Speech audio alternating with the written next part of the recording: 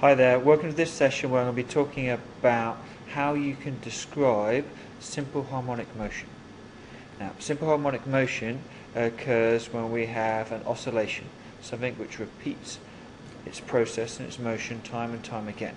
A good example of this, and I'll just bring this into the camera, would be a pendulum swinging. So here we have a pendulum swinging from side to side, and that reflects simple harmonic motion. Or another example could be a mass hanging from a spring, and again this will oscillate up and down with that repeated process. So what I'm going to do is I'm trying to introduce some of the language you're going to need to succeed in describing simple harmonic motion. So what definitions you're going to get, what the equilibrium position is, amplitude, the time period, frequency, angular frequency, and what a cycle is. And we'll start off with equilibrium position, because I can show that one quite easily. As we can see here, when I displace my mass, it goes up and down, up and down, up and down. But what it's trying to do is get to a central final equilibrium position. So this is kind of its natural resting point. That's known as the equilibrium position. With a pendulum here, the equilibrium position is when it's at its lowest point. So it's its resting point here at the bottom. So that's equilibrium position. Let's think about a couple of definitions here. Amplitude. So the amplitude is the displacement. So it's a measure in meters from the origin all the way to the extreme.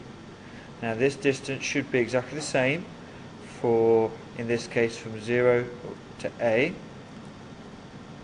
or from 0 to B. So that is the amplitude. Then we have what's known as the period. Now the period is the time to complete one full cycle of motion. So that means a full cycle of motion is going from A to B and back to A again. And as before, this time should be the same as going from the origin to B, along to A, and back to the origin again. Or finally from B across to A and back to B again. Now all of these options should have exactly the same amount of time, and obviously this period is going to be measured in seconds. So considering those two, let's just quickly look at two examples. We've got ball A and ball B. Which ball has the larger amplitude? Well, clearly ball A has. And then which has the longer period? If I click back and then bring it back again, if we measure the time carefully, we can see that the ball with the larger period is ball A. Okay. So carry on with these definitions. Frequency comes up next. Frequency may be something you recognise from before, which is good. And the frequency is the amount of cycles there are in a unit of time. So the amount of cycles per second. Clearly, there's a relationship between the amount of cycles per second and how long a cycle takes, the period. So frequency equals 1 over t, which is the symbol for a period. Frequency is being measured in per second, or very often in hertz. So using this calculation, we work out the frequency of ball B as 0.0833 hertz, which is the unit we often use. So angular frequency now. Angular frequency is normally thought about when you're talking about circular motion. So one complete rotation around would be described as 2 pi radians worth of rotation. That's one complete cycle. How this works with just simple pendulums is that one complete period would be known as one complete cycle. So therefore it would show 2 pi radians would be for one complete cycle. So that means that if I work out how many radians per second. I'm going 2 pi is one complete cycle, t is the time of one complete cycle, so 2 pi divided by t gives me the angular frequency. And this could also be calculated as 2 pi times frequency. So with that knowledge, which ball has the larger angular frequency here, I'm just going to again flick back just to pull up my animation. So we're thinking about which one has the larger angular frequency.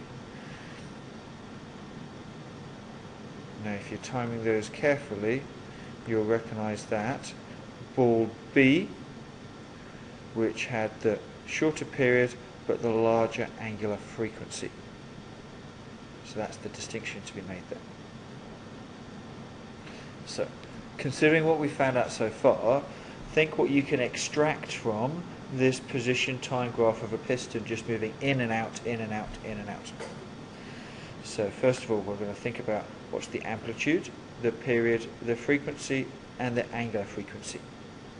So looking at the graph carefully, you should be able to see that the amplitude, so from the origin, which is 0, up to the maximum amplitude is 10 centimeters in distance. So that means my amplitude is going to be 10 centimeters. The period, so this is the amount of time for one complete rotation to take place. So here I can see one complete rotation takes 0.2 seconds. Now, thinking about that through, that means in one whole second I'd be able to do 5 complete rotations. So because 1 divided by 0.2 is going to give me a frequency of 5 Hertz. And finally, I'm going to multiply my frequency by 2 pi to find out how many radians per second. So that's going to give me 10 pi radians per second, and that's the angular frequency. So the key things that you can get away from that. Just to wrap up, especially you might have noticed with the idea of the radians per second being very similar to that of circular motion. There's a strong relationship between circular motion and simple harmonic motion. It can be seen fairly well here, so we can see that the blue particle is moving with simple harmonic motion, and it kind of maps the motion of the red particle going around and fulfilling circular motion. I think this is better shown. I'm just going to put up my example here. If we think about this and shown graphically, over time we can start to see that the motion of the red point, which is following the motion of the blue dot in this occasion, starts to show a sinusoidal curve.